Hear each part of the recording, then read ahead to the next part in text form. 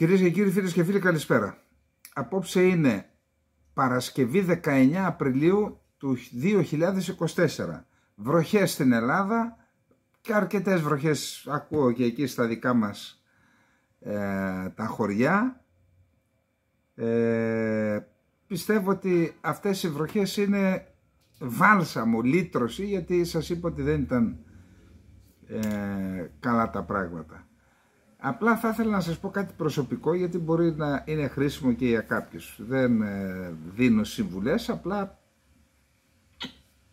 τη δεκαετία του 90 κάποια στιγμή μου σκέφτηκα ότι πρέπει να κάνω κάτι στο χωριό μου για να έχει ρίζες, να έχει ρίζες και ο Σταύρος, ο γιος μου, στο χωριό, να έχει δεσμούς δηλαδή, να αποκτήσει δεσμούς, αλλά και εγώ να έχω και ένα άλοθη για να πηγαίνω τακτικά στο χωριό. Και έτσι σε πρώτη φάση αγόρασα κάποια χωράφια και έκανα ελαιώνες, και έτσι σιγά έφτασα έναν αρκετά μεγάλο αριθμό. Εγώ δεν τα κρύβω, μπορεί να έχω και 1000 δέντρα περίπου, μπορεί και παραπάνω, τα οποία τα φυτέψα με φίλους δηλαδή, με τους συγγενείς μου, και τώρα έχουν γίνει όμορφοι ελαιώνες. Τι να σας πω, όσο ήμουνα ή σε θέση να πηγαίνω τακτικά, μπορώ να πω ότι τις μεγάλωσα σαν παιδιά. Δεν θέλω να σας πω τίποτα άλλο, γιατί δεν πάρετε και στο ψηλό. Εν πάση περιπτώσει, τώρα λοιπόν φτάσαμε σε μία φάση, ας πούμε, παραγωγική, γιατί αυτά έγιναν σταδιακά, είμαστε σε μια φάση παραγωγική. Θέλω λοιπόν να πω το εξής, γιατί οι ορισμένοι λένε, ρε φίλε, μας λες όλο για τα χωριά, αλλά εσύ πήγες στην Αθήνα. Εντάξει, αυτό καθορίστηκε σε μια άλλη φάση, όταν ήμουν 17 χρονών. Τότε πήρα ένα δρόμο, αλλά αυτό δεν σημαίνει ότι δεν μπορώ να αγαπώ το χωριό ή να μιλώ ότι πρέπει να κρατήσουμε ζωντανά τα χωριά μας. Εντάξει. Και ένας λόγος που το αναφέρω αυτό είναι ακριβώς γι' αυτό, δεν είναι δικαιολογία, ότι τα χωριά μας και εμείς που δεν μένουμε στα χωριά μπορούμε να κάνουμε κάποιες ενέργειες να τα ζωντανέψουμε, γιατί και από αυτήν τη διαδικασία μπορεί μέχρι και 100 ημερομίσθια να πληρώνονται σε κάποιους ανθρώπους που είναι εκεί στα χωριά. Θέλω να πω, να μην αφήσουμε, επειδή γυρνάω στην Ελλάδα, μην αφήσουμε χέρσες τα χωριά μας, τις χέρσες, τα χωράφια των γονιών μας ή που έχουμε κληρονομήσει. Μπορούμε με κάποιο τρόπο να μην το δούμε σαν επένδυση, να τα αξιοποιήσουμε, να χρησιμοποιούμε και ανθρώπους που έχουν επιλέξει ή έτυχε να βρίσκονται στα χωριά, και έτσι να ξαναζωντανέψει λίγο η ύπαιθρος και τα χωριά μας. Γι' αυτό ανέφερα μόνο το προσωπικό παράδειγμα. Μήπως και κάποιος πήρε, φυσικά έχω 10 στρέμματα εκεί και τα έχω έτσι, δεν πάω να κάνω κάτι.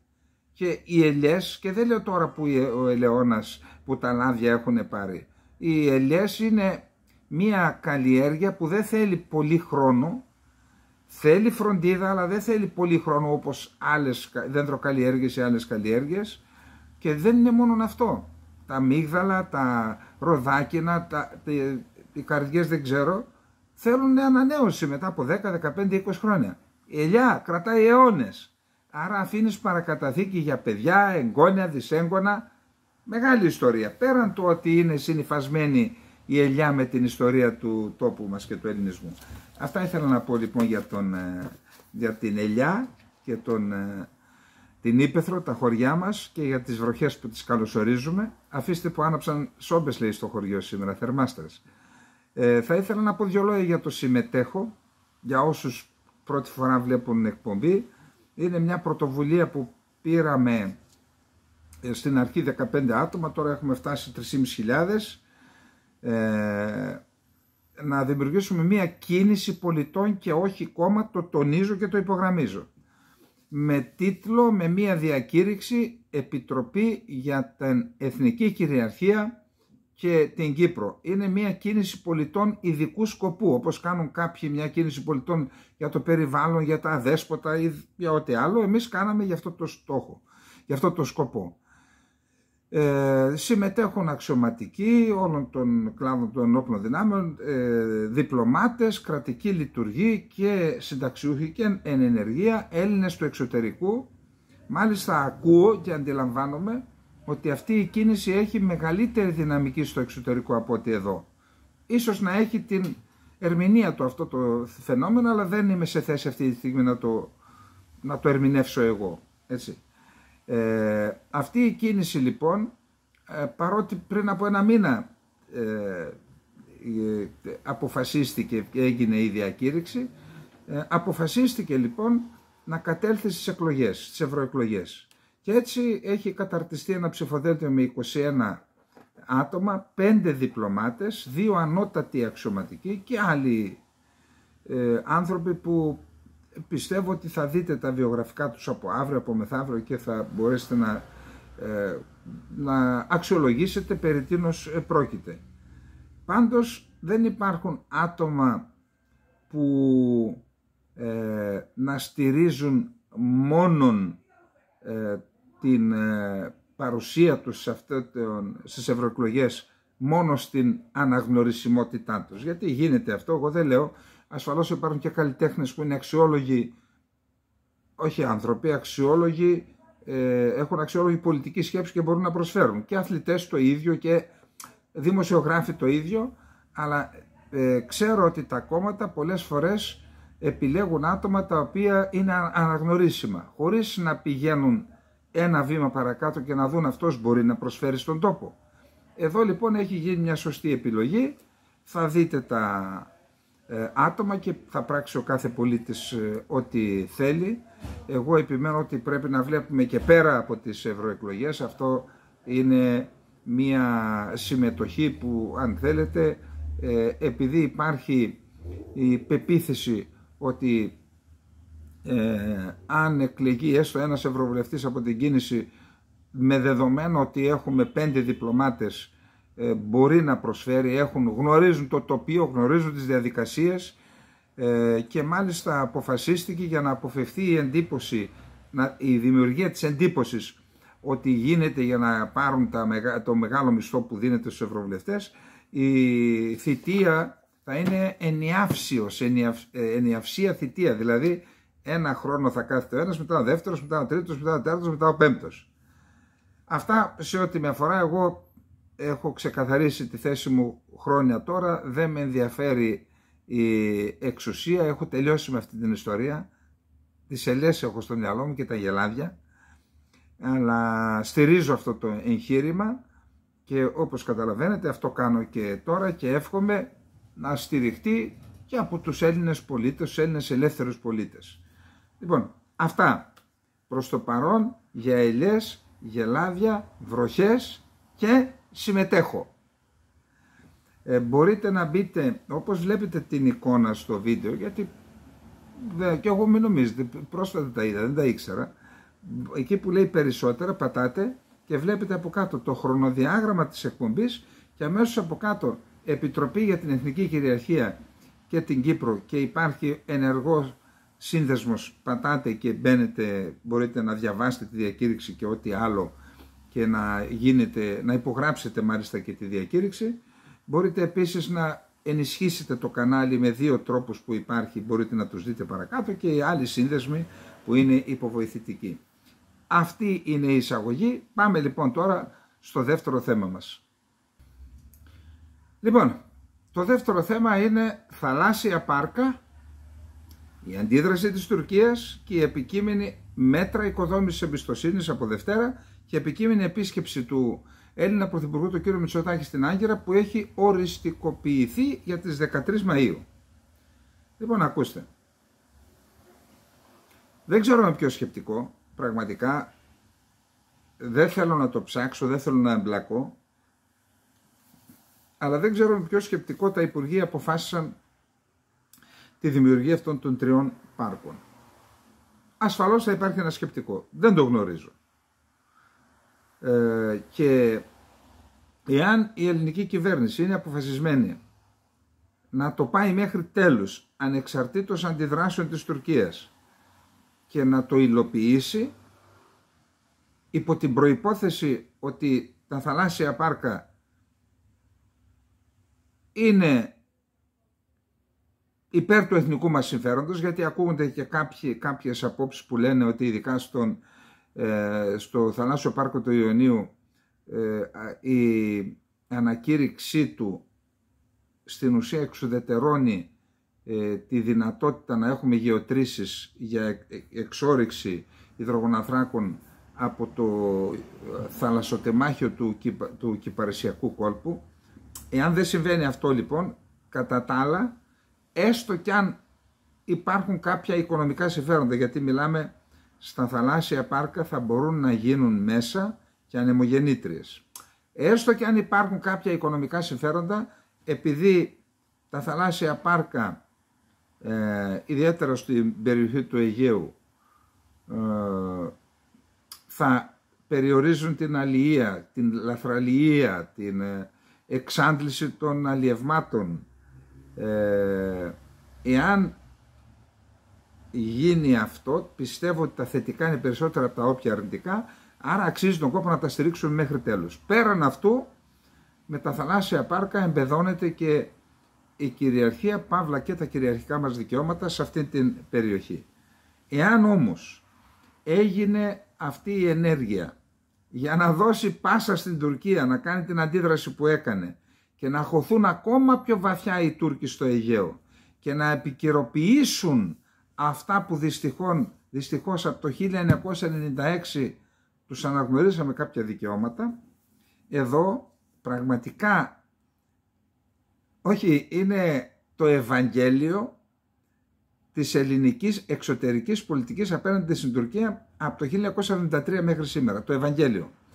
Όλα τα διπλωματικά βήματα που γίναν και όλα τα ολισθήματα, τι λέει εδώ, το ντόμινο των υποχωρήσεων στο Αιγαίο, είναι του Σταύρου, του γιού μου. Το ντόμινο των υποχωρήσεων στο Αιγαίο. Η πρώτη υποχώρηση ξεκίνησε το 1976 στο πρωτόκολλο της Βέρνης που το υπέγραψε νομίζω ο κύριος Τζούνης, τότε διπλωματικός σύμβουλος του Καραμαλή και ο ομόλογός του από την Τουρκία του Ντεμιρέλ, ο σύμβουλος.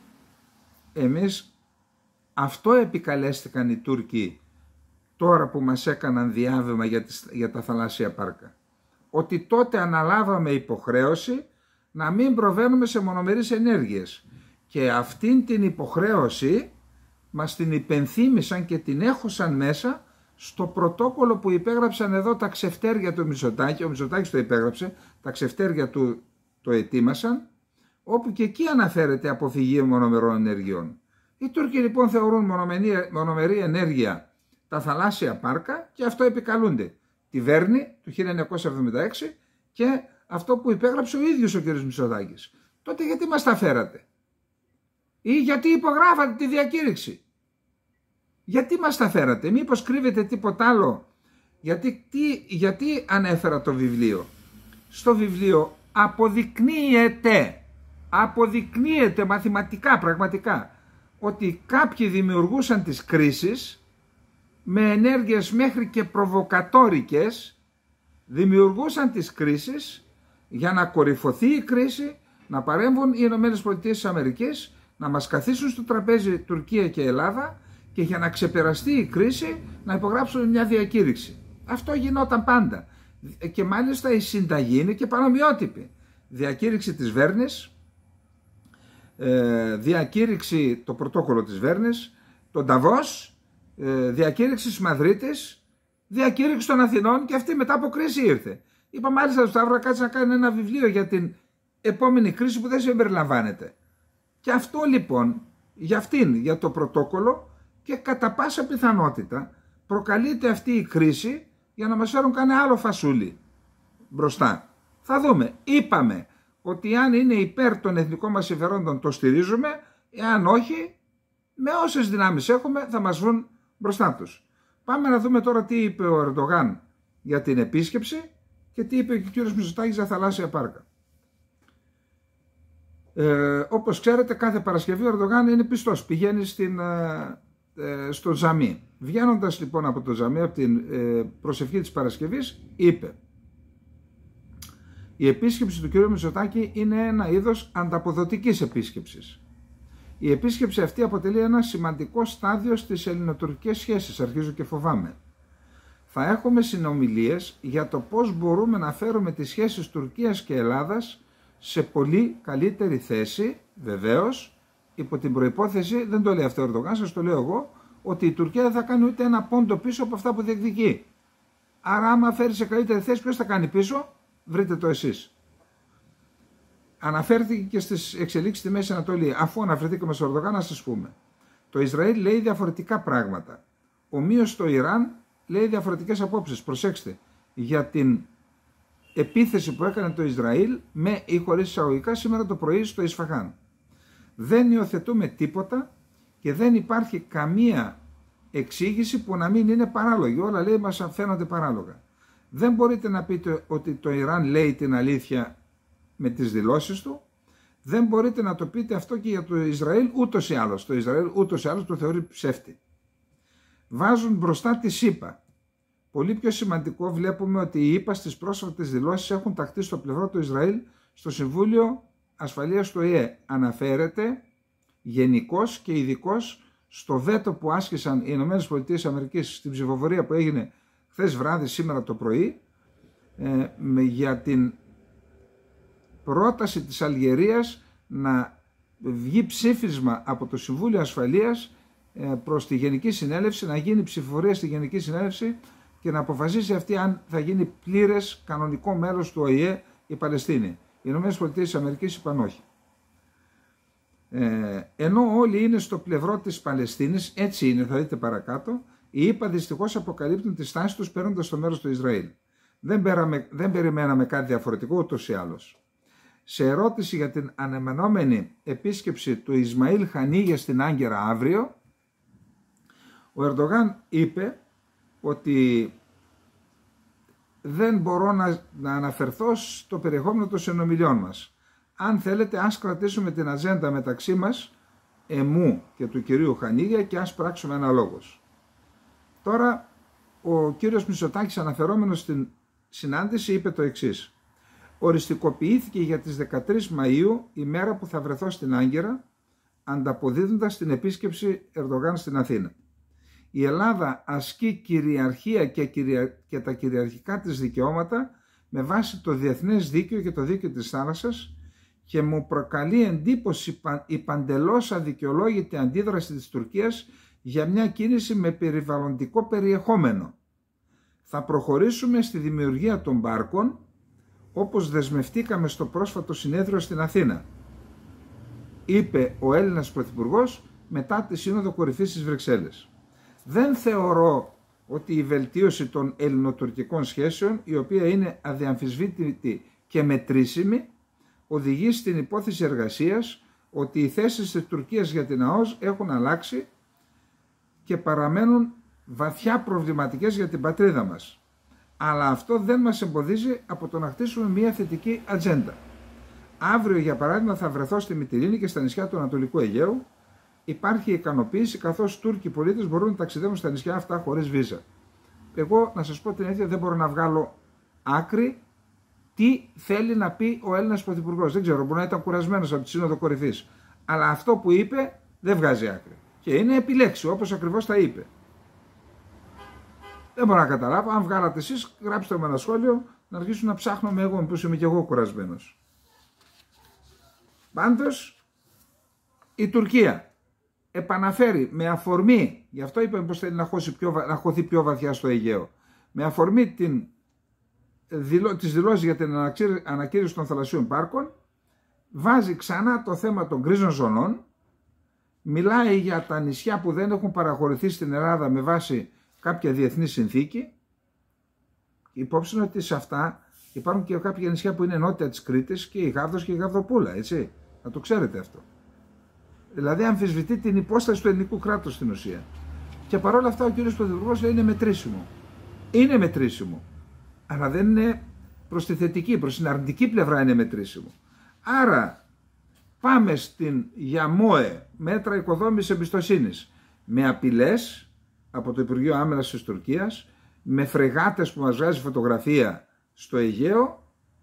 καλά το Casus Belli είναι πάνω από το κεφάλι μας, με γκρίζες ζώνες, με αμφισβήτηση της Ελλάδας, το δικαιώματος της Ελλάδας να κάνει χωροθέτηση θαλασσίων πάρκων, ανοιχτή αμφισβήτηση, και κατά τα άλλα λέει είναι μετρήσιμο ο κύριος Μητσοτάκης. Πάμε λοιπόν στην Άγκυρα με αυτήν την ατζέντα. Κυπριακή Δημοκρατία. Στην Κυπριακή Δημοκρατία, από ό,τι μίλησα με φίλους δημοσιογράφους εκεί, υπάρχει μια συζήτηση με βάση την οποία οι Ηνωμένες Πολιτείες Αμερικής και Βρετανία, χρησιμοποιώντας τη βάση του Ακροτήρη, την βρετανική βάση, μεταφέρουν στο Ισραήλ πολεμικό υλικό, βόμβες και τα λοιπά, που χρησιμοποιούνται και εναντίον των αμάχων στη Γάζα. Αυτό λοιπόν συνιστά μια εμπλοκή της Κυπριακής Δημοκρατίας. Υπάρχει προβληματισμός πώς να το χειριστούν, αν είναι αλήθεια, γιατί δεν έχει επιβεβαιωθεί. Γιατί δεν έχει επιβεβαιωθεί? Γιατί η Κυπριακή Δημοκρατία δεν απέτησε και δεν απαιτεί από την Αγγλία να τις γνωστοποιεί εκ των προτέρων ποιος έρχεται στη βάση, τι μεταφέρει, πότε έρχεται, πότε φεύγει, να παίρνει άδεια δηλαδή από την Κυπριακή Δημοκρατία. Στην ουσία η Κυπριακή Δημοκρατία με τη συμπεριφορά της αποδέχεται ότι συνεχίζει να είναι μια ιδιότυπη αποικία, μια ειδικού τύπου αποικία της Βρετανίας, που έχει και χαρακτηριστικά υποτίθεται ανεξάρτητο κράτος, το μισό κατεχόμενο.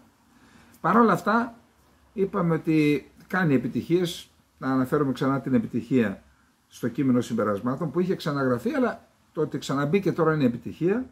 Επίσης είχε μια πετυχημένη επιχείρηση που συνεχίζεται η Κυπριακή Δημοκρατία με την λιμενική αστυνομία, ναυτική αστυνομία και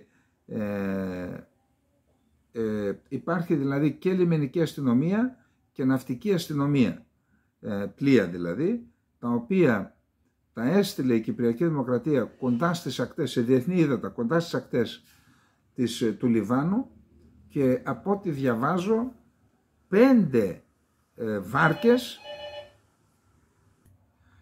βάρκες με εκατοντάδες πρόσφυγες μετανάστες, τους οποίους τους υποχρέωσαν, χωρίς να ασκήσουν βία, χωρίς να παραβιάσουν το διεθνές δίκαιο, αυτά διαβάζω, τους υποχρέωσαν να επιστρέψουν στο Λίβανο, από εκεί που ξεκίνησαν δηλαδή. Εντύπωση προκαλεί πάντως ότι όταν ήταν σε εξέλιξη αυτή η επιχείρηση, ιδιαίτερα για κάποια βάρκα που τους ανακοίνωσαν ότι δεν επιτρέπεται να προσεγγίσουν την Κύπρο και να επιστρέψουν πίσω, υπήρχε πολεμικό πλοίο άλλης χώρας κοντά, χωρίς να αναφέρουν οι Κύπροι ποια χώρα είναι. Θα το μάθω όμως και ίσως αν χρειάζεται θα το πούμε. Πάντως μια πετυχημένη επιχείρηση, και διαβάζω ότι είναι αποφασισμένοι να μείνουν εκεί. Νομίζω από Δευτέρα ο Νίκος Χριστοδουλίδης με την Ursula von der Leyen θα πάνε στο Λίβανο με προετοιμάζουν το πακέτο, πρέπει να είναι πολλά λεφτά, ούτως ώστε να χρηματοδοτήσουν την κυβέρνηση του Λιβάνου και να την πείσουν να πιστεί, να λειτουργήσει αποτρεπτικά, να πατάξει τα κυκλώματα διακίνησης, γιατί πλέον και οι πιο ψύχρεμες φωνές στην Κύπρο μιλούν για μείζωνα απειλή από το μεταναστευτικό. Εάν επεκταθεί ο πόλεμος στη Μέση Ανατολή και έχουμε και χτύπα ξύλο πόλεμο μεταξύ Ιράν και Ισραήλ, αυτός που θα πληρώσει την ύφη εκτός από τους λαούς που θα εμπλακούν θα είναι η Κύπρος. Γιατί η Τουρκία αυτό θέλει να γεμίσει, δεν πηγαίνουν στα κατεχόμενα, σε ελεύθερες περιοχές πηγαίνουν, να γεμίσει το νησί με πρόσφυγες και μετανάστες του ιδίου θρησκεύματος με τον Ερντογάν, και να είναι πάνω στο νησί πλειονότητα οι μουσουλμάνοι και μειονότητα οι χριστιανοί. Αυτός είναι ο στόχος του. Γι' αυτό λοιπόν είναι μείζον απειλή, και πιστεύω ότι η Κυπριακή Δημοκρατία, αν μπορεί να βοηθήσει και η Ελληνική Δημοκρατία, να σωθεί το νησί από αυτήν τη λέλαπα που λέγεται πόλεμος και από τις επιπτώσεις του. Το Foreign Affairs αλλά και άλλα περιοδικά του χώρου κάνουν το τελευταίο διάστημα ειδική αναφορά στο ρόλο που παίζουν τα μη επανδρομένα αεροσκάφη αλλά και οι πύραυλοι προφανώς έναυσμα για αυτήν την αναφορά στο Foreign Affairs αποτέλεσαν οι επιθέσεις των Χούθη, που παρότι δεν είναι κράτος, δηλαδή είναι τα τμήματα του στρατού της Ιεμένης που ήταν Σιήτες και έμειναν στις περιοχές που ελέγχουν οι Χούθη, η Ανσαρουλάχ δηλαδή, το κίνημα Ανσαρουλάχ, ότι παρότι δεν είναι κράτος αναγνωρισμένο, κατόρθωσαν με το πυραυλικό τους δυναμικό, το οπλοστάσιο, να προκαλέσουν τεράστια ζημιά στην οικονομία, την παγκόσμια οικονομία, και η Ελλάδα έχει πληγεί. Και δεν μιλάω μόνο για το λιμάνι του Πειραιά που έχασε έσοδα, έχει πληγεί η Ελλάδα, η οικονομία μας, γιατί ένα μέρος των αυξήσεων οφείλεται και στο κλείσιμο του Σουέζ. Κάνει λοιπόν αναφορά σε αυτό και στο ιστορικό, στους πυράβλους Σκουτ, στους V1 και V2 που οι χιτλερικοί Ναζί είχαν αναπτύξει, και πώς αυτοί υποκαθιστούν κατά κάποιο τρόπο την πολεμική αεροπορία. Κατά κάποιο τρόπο. Έχουμε φυσικά και τα ντρόν, άρα έχουμε δύο παράγοντες. Και τη σημασία τους την είδαμε στην επίθεση του Ιράν. Έτσι. Υποχρέωσε μία από τις σημαντικότερες, μία χώρα που έχει έναν από τους σημαντικότερους αντιπυραυλικούς και αντιαεροπορικούς θόλους. Δηλαδή έχει τον σιδηρού θόλο για τα χαμηλά ύψη, στη συνέχεια έχει τα Arrow 1, Arrow 2, Arrow 3, φτάνει μέχρι τη στρατόσφαιρα. Δεν υπάρχει άλλος χώρος που να προστατεύεται τόσο πολύ και αντι-drone συστήματα υπερσύγχρονα. Παρόλα αυτά, ένα μείγμα μη επανδρομένων αεροσκαφών, πυράβλων κρούζ και βαλιστικών πυράβλων, μία επίθεση με ένα μείγμα τέτοιο, υποχρέωσε το Ισραήλ να ζητήσει τη βοήθεια 5 χωρών για να το αντιμετωπίσει. Ηνωμένες Πολιτείες Αμερικής, Βρετανία, Γαλλία, Ιορδανία και Σαουδική Αραβία. Και μπορεί κανείς να αναρωτηθεί, καλά, πότε πρόλαβαν? Πρόλαβαν γιατί 72 ώρες πριν είχαν ενημερωθεί με διάφορους τρόπους όλοι και πρόλαβαν. Ή μπορεί να το είπαν οι Ιρανοί για να προλάβουν. Αλλά παρόλα αυτά, εμείς μένουμε στο εξής, ότι το Ισραήλ με μια ισχυρότατη αντιπυραυλική και αντι-drone και αντιαεροπορική άμυνα χρειάστηκε τη βοήθεια 5 χωρών. Η Ελλάδα πρέπει να εξάγει 2 συμπεράσματα άμεσα. Πιο μετά μπορούμε να τα αναζητήσουμε και πιο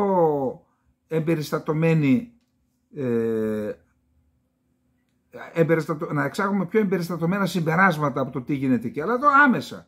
Πρώτον, και στους 2 τομείς είμαστε απόντες, μία επανδρομένα αεροσκάφη και πυράβλος. Φοβόμαστε γιατί επικράτησε στην Ελλάδα η άποψη ότι αν έχεις αμυντική βιομηχανία και παράγεις όπλα, σκοτώνεις ανθρώπους. Ναι, αλλά δεν ζούμε σε αγγελικό κόσμο. Δείτε τους τώρα τι γίνεται. Άρα η Ελλάδα απουσιάζει, δεν έχει παραγωγή ούτε ντρόν, ούτε μη επανδρομένων, ούτε πυράβλων, και έχει η Τουρκία που μας απειλεί. Δεύτερον, και η Ελλάδα έχει καλή αντιπυραυλική ομπρέλα και αντιαεροπορική. Δεν έχουμε αντι-drone, αποκτήσαμε κάτι, επειδή είναι και απόρριτο το θέμα, δεν θέλω να αναφερθώ. Αλλά δεν αρκεί αυτό που αποκτήσαμε. Θέλει πιο πυκνό δίκτυο. Αλλά εν πάση περιπτώσει, όταν το Ισραήλ δεν μπόρεσε να αντιμετωπίσει μια τέτοια καταιγίδα με 350 οχήματα, βλήματα κτλ. Τι θα κάνει η Ελλάδα? Τι θα κάνει η Ελλάδα? Καθίστε, βγάλτε τα συμπεράσματά σας και κάντε ταχύτατα βήματα. Η Ελλάδα πρέπει να είναι προστατευμένη χώρα. Δίπλα μας έχουμε ένα κράτος το οποίο το έχει πει ο Ερντογάν. Το κουστούμι, λέει, που μας φόρεσαν είναι πολύ στενό. Τι άλλο θέλετε, τι άλλο περιμένετε? Θέλουν να επεκταθούν, δεν το καταλαβαίνετε? Πάμε λοιπόν τώρα να δούμε το κεντρικό θέμα του δελτίου μας, που είναι η επίθεση που δέχθηκε η πόλη Ισφαχάν τις πρώτες πρωινές ώρες σήμερα. να ξεκινήσουμε λίγο την ιστορία για να μην βγαίνουν και λάθος συμπεράσματα. 2013, καταρχάς από την πρώτη δεκαετία αυτού του αιώνα, έχουμε την ενίσχυση της Χεσμολάχ στο Λίβανο. Όμως η Χεσμολάχ, τα μέλη της Χεσμολάχ είναι πολίτες του Λιβάνου, Σιήτες, που το Ιράν, εκμεταλλευόμενο την θρησκευτική συγγένεια, τους βοήθησε να εξοπλιστούν και να πολεμούν με το Ισραήλ. Πρώτον. Δεύτερον, 2013-2011 έχουμε την Αραβική Άνοιξη, τι Άνοιξη δηλαδή, χειμώνας, αλλά Άνοιξη την είπαν στην Συρία. Επιχείρησαν να ανατρέψουν τον Άσαντ, μην τα συζητήσουμε αυτά τώρα πάλι. Και το 2013 ο Άσαντ, όταν εμφανίστηκε το Ισλαμικό κράτος και απείλησε την ίδια τη Δαμασκό, ο Άσαντ, για να μείνει όρθιος στο πεδίο, πολιτικά τον βοηθούσαν η Κίνα και η Ρωσία στο Συμβούλιο Ασφαλείας του ΟΗΕ. Έβαζαν βέτο σε απόπειρες να νομιμοποιηθεί μια διεθνή στρατιωτική επέμβαση εις βάρος κατά του Άσαντ. Όμως στο πεδίο οι πρώτοι που βοήθησαν εναντίον του Ισλαμικού κράτους ήταν οι Κούρδοι, και ήταν το Ιράν βοήθησε τον Άσαντ. Οι Κούρδοι βοήθησαν τον εαυτό τους.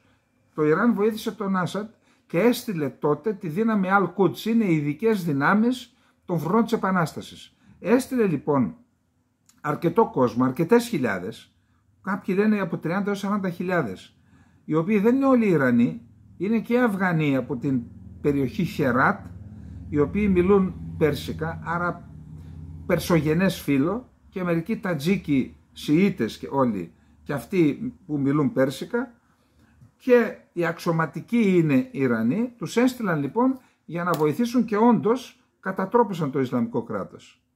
Όταν λοιπόν προέκυψε εισέβαλε η Χαμάς στο νότιο Ισραήλ και ακολούθησε, το Ισραήλ απάντησε με την εισβολή στη Γάζα, τότε το Ιράν άρχισε να χρησιμοποιεί, για να δείξει αλληλεγγύη στη Χαμάς, στη Γάζα, άρχισε να χρησιμοποιεί τους πληρεξουσίους του, δηλαδή και τη Χεσμολάχ και την Ισλαμικό Τζιχάντ, και αυτή είναι σκληρή οργάνωση, πιο στενά συνδεδεμένη με το Ισραήλ, με το Ιράν, αλλά και τις δυνάμεις Al-Quds, άρχισε να τις χρησιμοποιεί εναντίον του Ισραήλ και του Χούθι, το κίνημα Ανσαρουλάχ. Άρα έχουμε όχι άμεση, έμεση εμπλοκή του Ιράν στον πόλεμο της Ισραήλ-Χαμάς. Εννοώ με βλήματα, όλμους, ρουκέτες κτλ. Το Ισραήλ, απαντώντας στο Ιράν, απέφυγε να κτυπήσει το ίδιο το Ιράν, αλλά κτυπούσε αεροδρόμια που μετέφεραν οι Ιρανοί οπλικά συστήματα της Δαμασκού και του Χαλεπίου, κτύπησε βάσεις της Al-Quds ή βάσεις της Χεσμολάχ, δεκάδες χτυπήματα, για τα οποία το Ιράν δεν είπε τίποτα. Όμως έχουμε το κρίσιμο κτύπημα της 1ης Απριλίου του 2024 στο προξενείο της Δαμασκού. Και εδώ υπάρχει ένα ερωτηματικό.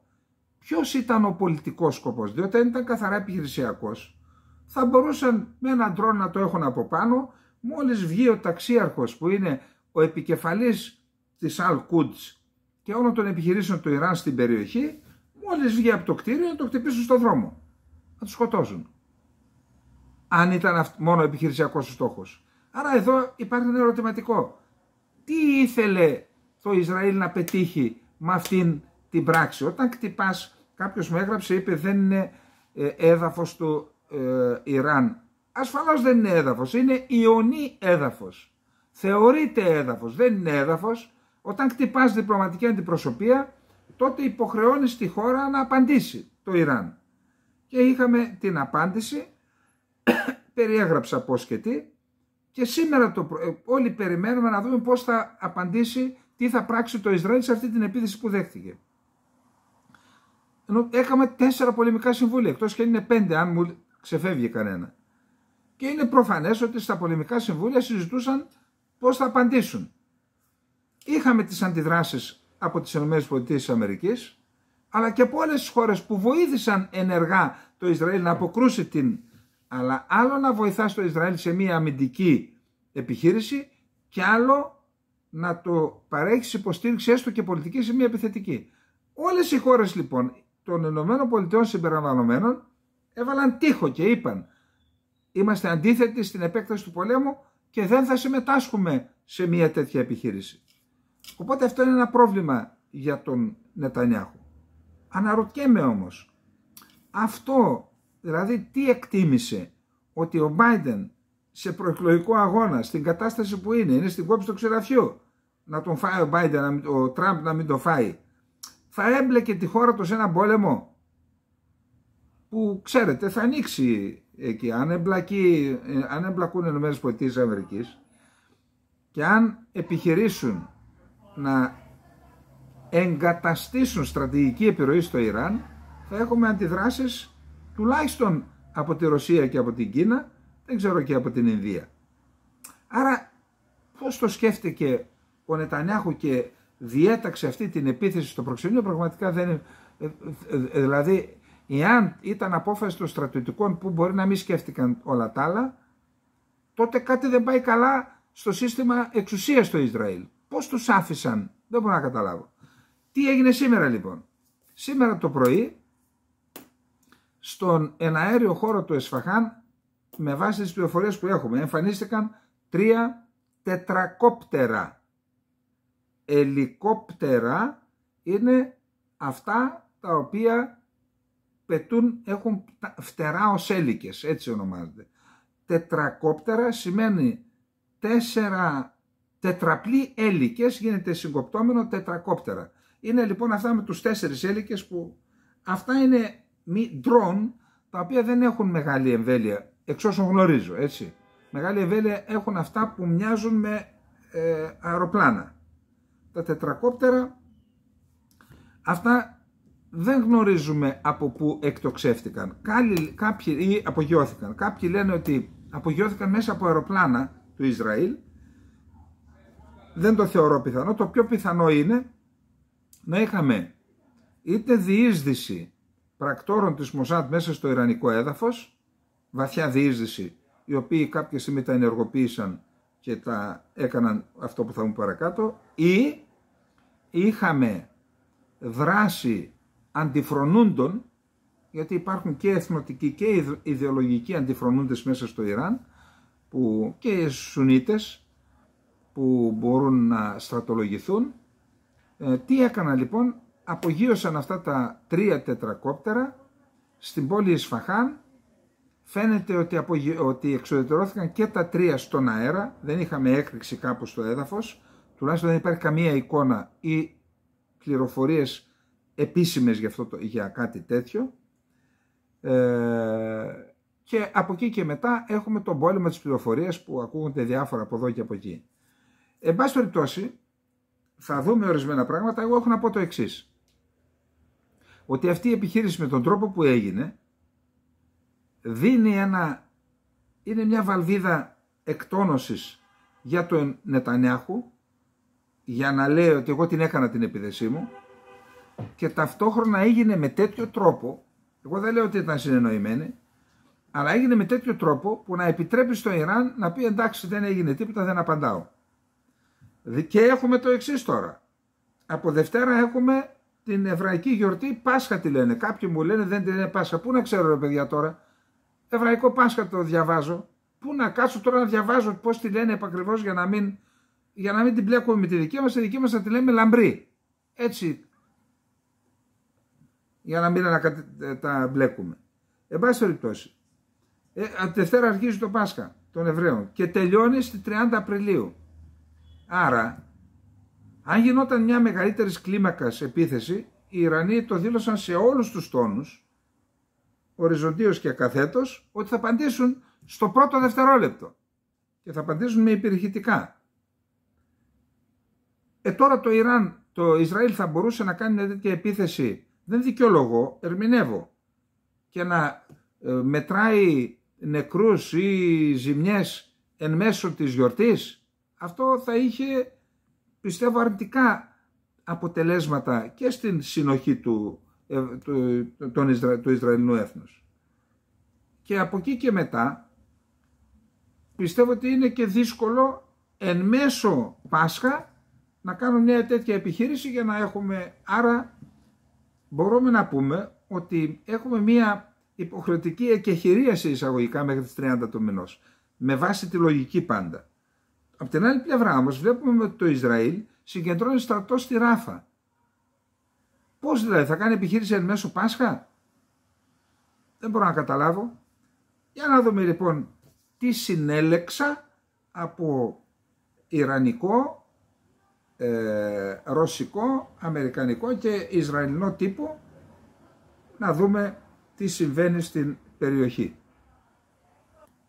Λοιπόν, η εφημερίδα Χααρέτζ είπαμε ότι είναι μια κεντροαριστερή αντιπολιτευόμενη εφημερίδα, με βάση αυτά που γνωρίζω, δεν τα έχω μελετήσει όλα. Και στην Τουρκία ξέρω τους πάντες, τους αρθογράφους, το γενεαλογικό τους δένδρο, τη θρησκεία τους, την πίστη τους, σε ποιους μιλάνε, τους περισσότερους τέλος πάντων, γιατί τώρα έχουμε και καινούργια φιντάνια, πού να τα προλάβεις όλα.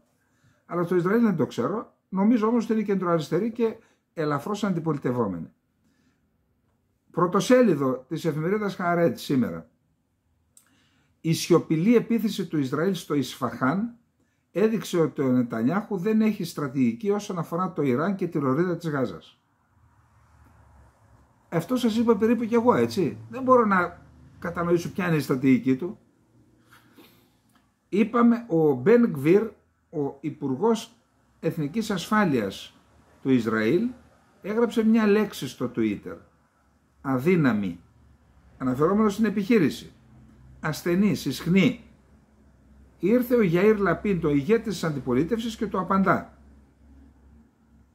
Ποτέ άλλοτε ένας υπουργός στο Υπουργικό Συμβούλιο δεν προκάλεσε τόσο μεγάλη ζημιά στην ασφάλεια της χώρας, στην εικόνα της και στη διεθνή της εικόνα, στη διεθνή της θέση. Με ένα ασυγχώρητο μονολεκτικό tweet, ο Μπεν Γκβίρ κατάφερε να γελιοποιήσει και να φέρει σε δύσκολη θέση το Ισραήλ. Από την Τεχεράνη μέχρι την Ουάσιγκτον, δήλωσε ο Γιαΐρ Λαπίντ. Ο Υπουργός Εξωτερικών του Ιράν στη Νέα Υόρκη λέει ότι τα τετρακόπτερα που καταρρίφθηκαν στο Ισφαχάν δεν προκάλεσαν υλικές ζημιές ή θύματα. Τα δυτικά μέσα μαζικής ενημέρωσης προσπάθησαν να μεγαλοποιήσουν αυτό το γεγονός για να το παρουσιάσουν ως ήττα του Ιράν και να παρουσιάσουν την ήττα του Ισραήλ από την επίθεση του Ιράν ως νίκη. Ο Άντονι Μπλίνκεν από το Κάπρι βρίσκεται στο νησάκι που είναι απέναντι από την Νάπολη. Άραγε στα ελληνικά πώς ονομαζόταν αυτό? Άμα ξέρει κανείς να το γράψει, άμα ψάξω το βρω, αλλά εν πάση περιπτώσει.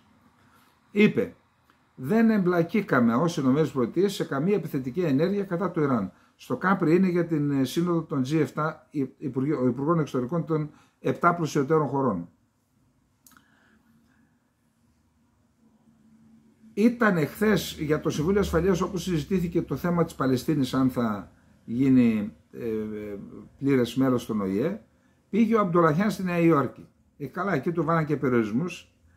Μπαίνοντας λοιπόν η διπλωματική αντιπροσωπεία, ρωτάνε, θα απαντήσετε, λέει, σε αυτή την επίθεση που δεχτήκατε? Και απάντησε ο τέτοιος, ο Αμπντολαχιάν, ποια επίθεση? Έχει σημασία. Υπάρχουν πληροφορίες ότι είχαμε ταυτόχρονη προσβολή και στη Βαγδάτη και στη Βαβυλώνα, στο Ιράκ δηλαδή, και στη Συρία. Στη Βαγδάτη είδα ένα πύραυλο κάτω που οι Χάσδι Σάμπι τον είχαν, μάλλον δεν εξεράγει, καταρρίφθηκε, δεν ξέρω, και έδειχνε ένα βιντεάκι ότι είναι από το Ισραήλ. Στην Συρία βομβαρδίστηκε μια θέση ραντάρ στη Νότια Συρία. Άρα 3 πλήγματα, ένα στο Ισφαχάν με τον τρόπο που έγινε, 2 στο Ιράκ, Βαγδάτη και Βαβυλώνα, και 1 στη Νότια Συρία. Ο Χουσεΐρ Αμπντολαχιάν είπε χθες στο Συμβούλιο Ασφάλειας του ΟΗΕ, το Ιράν δεν θα διστάσει να δώσει μια άμεση και αποφασιστική απάντηση και θα κάνει το Ισραηλινό καθεστώς να μετανιώσει για τις ενέργειές του την ίδια στιγμή.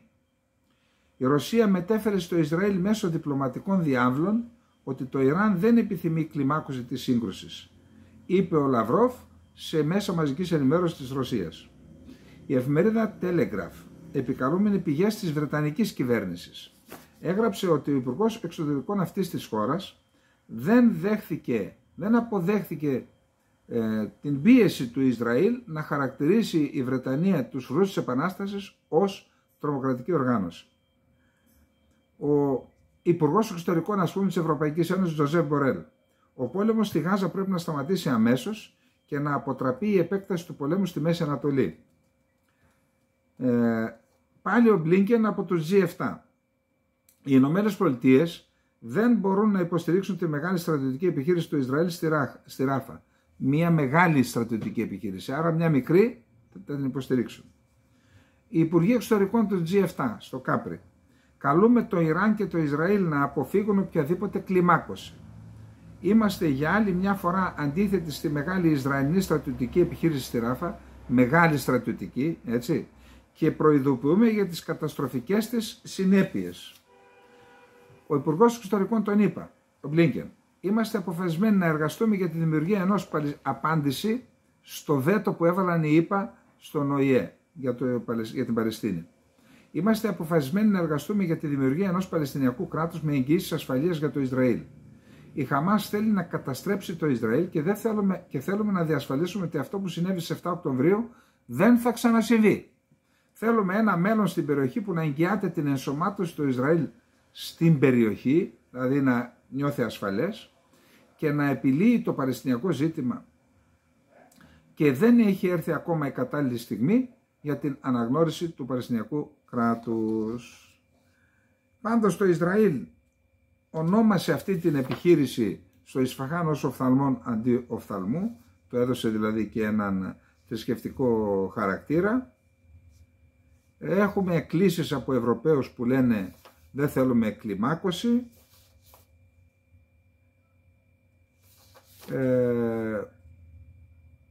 Επίσης έχουμε και ένα συμβολισμό επιλογής του Ισφαχάν.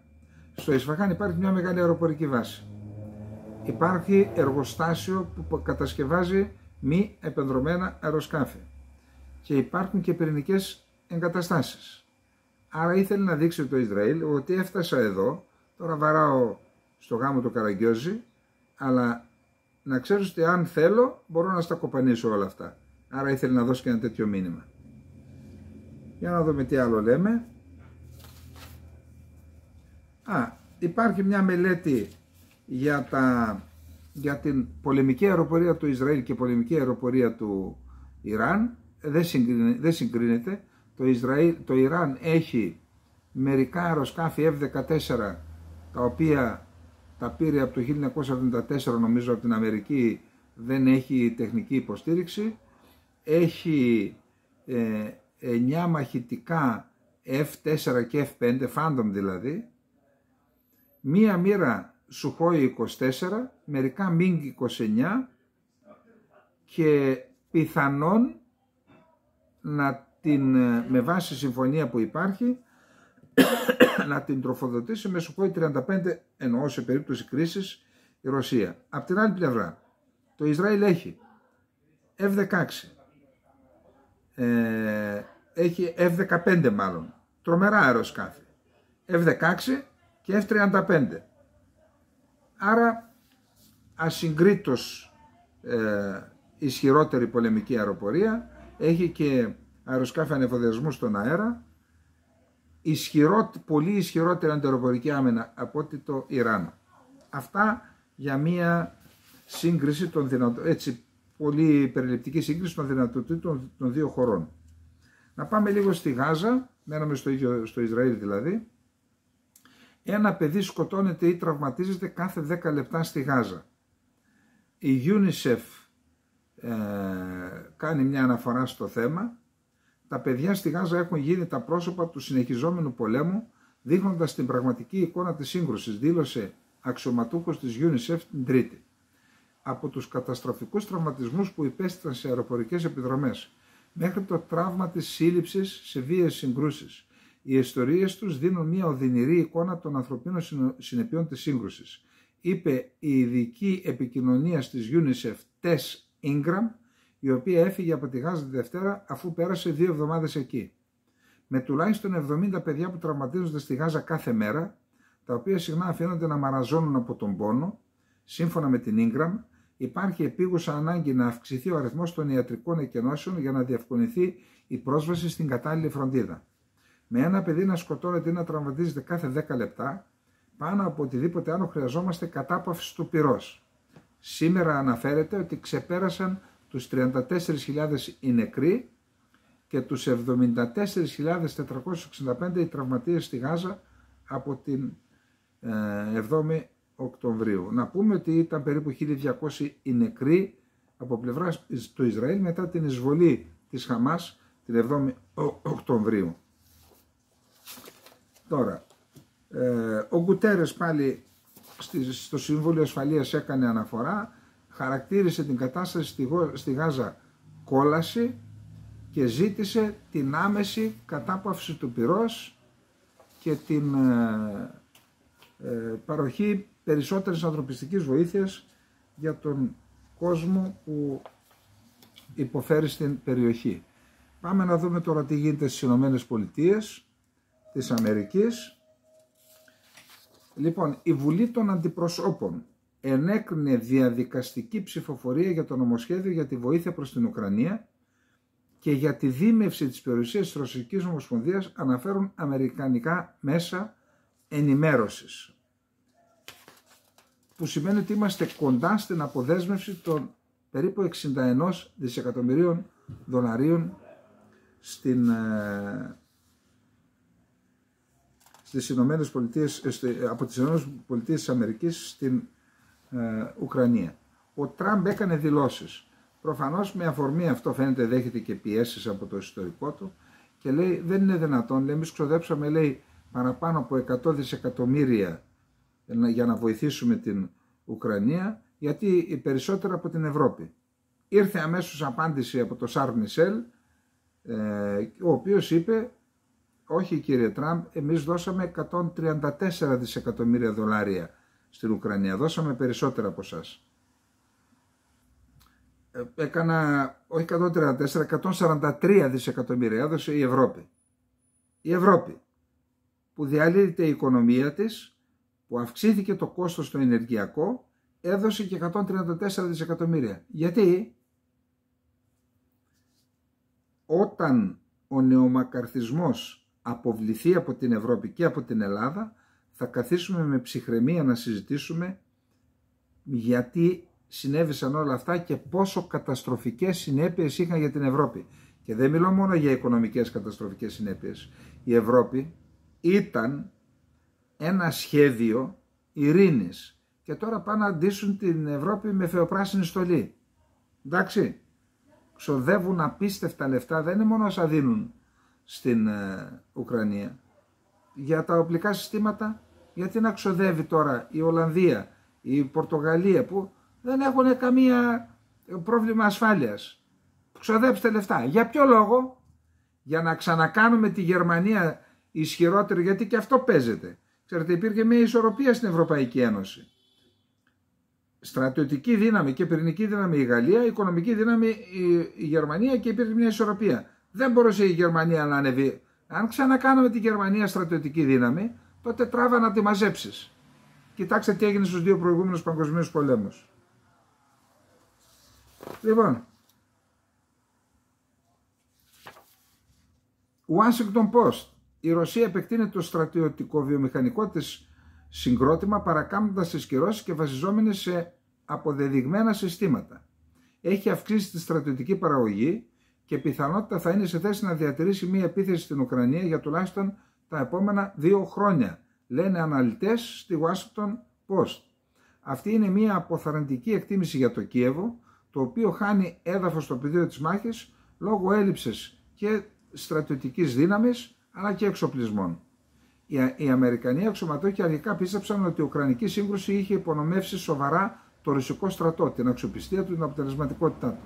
Όμως πρόσφατα, ο αρχηγός των Αμερικανικών δυνάμεων στην Ευρώπη, στρατηγός Κρίστοφερ Καβόλη, παραδέχθηκε ότι η Μόσχα έχει τώρα περισσότερους στρατιώτες από ό,τι στην αρχή της ειδικής στρατιωτικής επιχείρησης και οι ένοπλες δυνάμεις της δείχνουν μια αυξανόμενη ικανότητα να μαθαίνουν και να προσαρμόζονται σε νέες προκλήσεις στο πεδίο της μάχης τόσο τακτικά όσο και τεχνολογικά.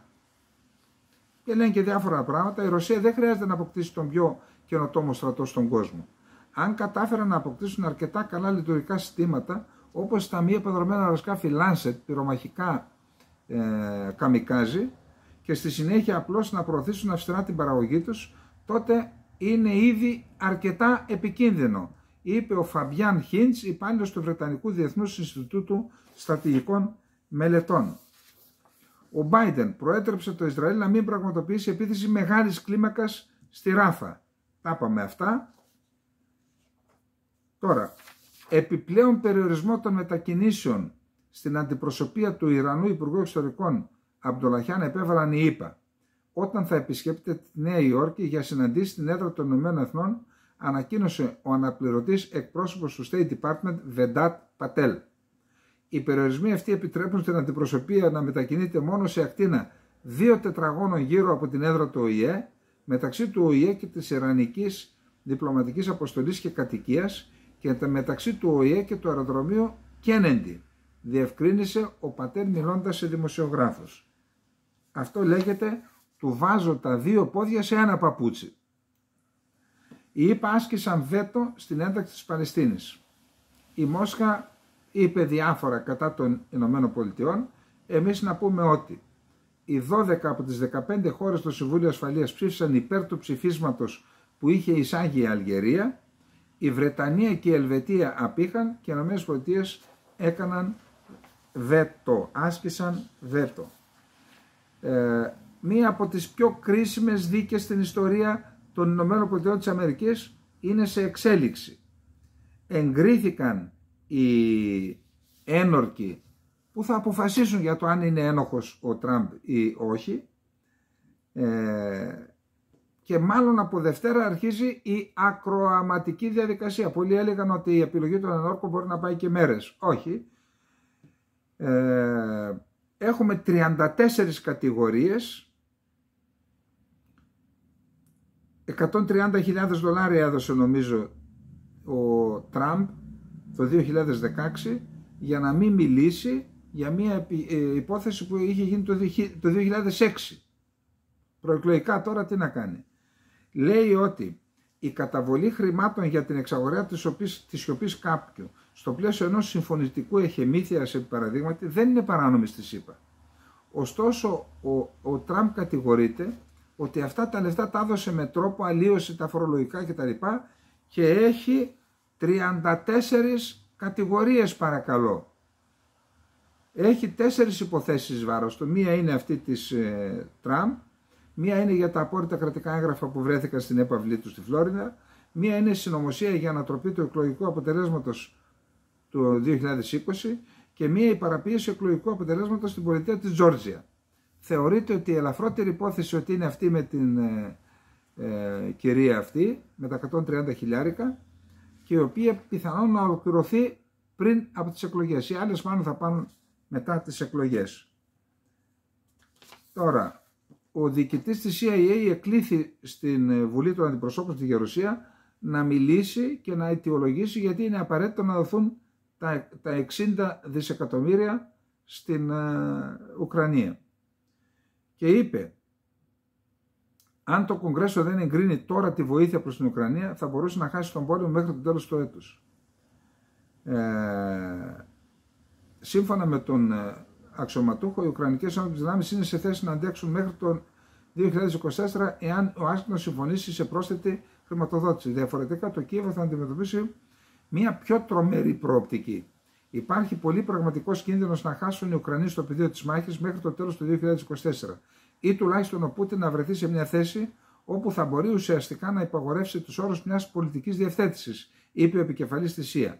Και είπε ότι η χρηματοδότηση δεν αφορά μόνο την Ουκρανία και τη Ρωσία, αφορά και την Κίνα αλλά και όλο τον κόσμο, γιατί θα πληγεί η αξιοπιστία της Αμερικής ως ηγέτιδας δύναμης αν δεν στηρίξει μια χώρα που την έβαλε σε περιπέτειες.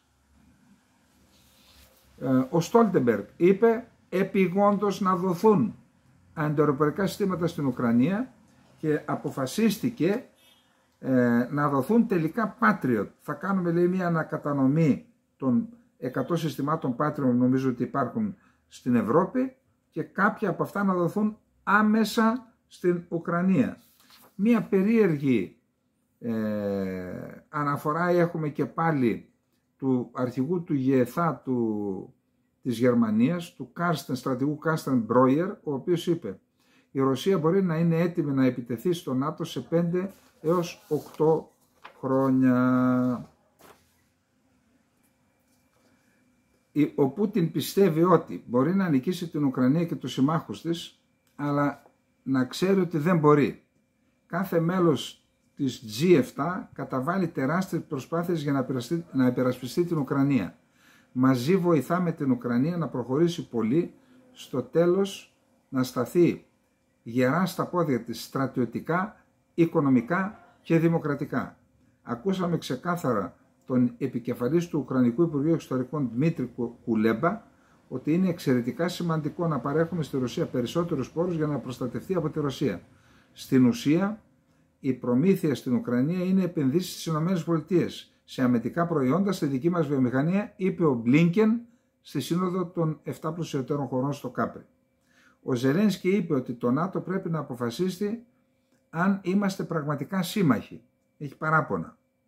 Η Ρωσία κερδίζει τη σύγκρουση με την Ουκρανία χάρη στο μεγαλύτερο αριθμό στρατιωτών και στο γεγονός ότι μπορεί να τους εξοπλίσει με αξιόπιστα όπλα, ανακοίνωσε η Wall Street Journal, επικαλούμενη ειδικούς της ΗΠΑ. Οι οικονομικές δυνατότητες της Ρωσίας ανταποκρίνονται επίσης αποτελεσματικά στους στόχους και τις ανάγκες της ειδικής στρατιωτικής επιχείρησης, προσθέτουν οι συντάκτες του άρθρου. Η Ουκρανία ελπίζει σε μια νέα γραμμή άμυνας, λέει το Economist, και αναφέρει ότι υπάρχουν εξκαυθικά μηχανήματα, σκαπτικά μηχανήματα, τα οποία εργάζονται Σούμι, Χάρκοβο, Ζαπορίζια και Ντονέτσκ, να κάνουν αμυντική γραμμή όπως η γραμμή Σουροβίκιν, δηλαδή οι Ρώσοι να βρουν μπροστά τους αυτά που βρήκαν σε περίπτωση που επιχειρήσουν επίθεση, αυτά που βρήκαν οι Ουκρανοί στην περιοχή της Χερσόνας και της Ζαπορίζια όταν επιχείρησαν την αντεπίθεσή τους. Λαυρόφ, ως απάντηση στην επιθεώρηση των πυρηνικών μας εγκαταστάσεων, εμείς ζητήσαμε να επισκεφθούμε αεροπορικές βάσεις στην Πολωνία και στη Ρουμανία που μπορούν να φιλοξενήσουν αεροσκάφη που θα φέρουν πυρηνικά αεροσκάφη, και μας αρνήθηκαν. Μετά από συνεδρίαση της Κρατικής Επιτροπής για την οριοθέτηση συνόρων μεταξύ Αρμενίας και Αζερβαϊτζάν, η Αρμενία δέχθηκε να παραχωρήσει 4 χωριά στο Αζερβαϊτζάν. Είδα ένα βίντεο σήμερα το πρωί, ένα ρωσικό του Πόλεφ 22M στρατηγικού βομβαρδισμού πάνω από τη Σταυρούπολη, έκανε μια περιδίνηση, αργή περιδίνηση, και σιγά σιγά έπεσε και καταστράφηκε. Τα 3 μέλη του πληρώματος χρησιμοποίησαν το εκτενασσόμενο κάθισμα και προσγειώθηκαν με αλεξίπτωτα. Ο διοικητής πολεμικής αεροπορίας της Ουκρανίας, ο Μικόλα Όλεστσουκ, είπε ότι εμείς το καταρρίψαμε αυτό το αεροσκάφος. Σημειώνεται ότι αυτό το αεροσκάφος εκτοξεύει πυράβλους Κιντζάλα, υπερηχητικούς πυράβλους που θεωρητικά είναι, δεν μπορούν να τους αναχαιτήσουν η Ουκρανική αεράμινα και τα δυτικά όπλα. Είχαμε εξελίσσεται σε διπλωματικό επεισόδιο η σύλληψη των 2 Γερμανών υπηκόων που ήταν και ρωσικής καταγωγής στη Βαβαρία, οι οποίοι κατηγορούνται ότι έκαναν κατασκοπία υπέρ της Ρωσίας, ότι δηλαδή φωτογράφησαν βάσεις γερμανικές και νατοικές αμερικανικές, σιδηροδρομικές γραμμές και άλλες υποδομές, και σκόπευαν, λέει, να κάνουν εκεί και δολιοφθορές για να επιβραδύνουν τη μεταφορά στρατευμάτων στην Ουκρανία. Κλήθηκε ο Ρώσος πρέσβης του Υπουργείου Εξωτερικών της Γερμανίας, ο οποίος έκανε αντεπίθεση και είπε: φέρτε με αποδείξεις ότι αυτοί οι άνθρωποι είχαν επαφή με μία διπλωματική υπηρεσία, με κάποιον από τη Ρωσία. Και είπε ότι αυτή η ρωσική πλευρά λέει ότι αυτό είναι σκόπιμο, γίνεται για να αναπτυχθεί η ρωσοφοβία και όλα αυτά. Λοιπόν, αυτά είχαμε για απόψε. Συμμετέχω, μπείτε στο περισσότερα, δείτε την ιστοσελίδα, πατήστε, διαβάστε την διακήρυξη του συμμετέχω και προχωράμε. Λοιπόν, καλή νύχτα, να είστε όλες και όλοι καλά.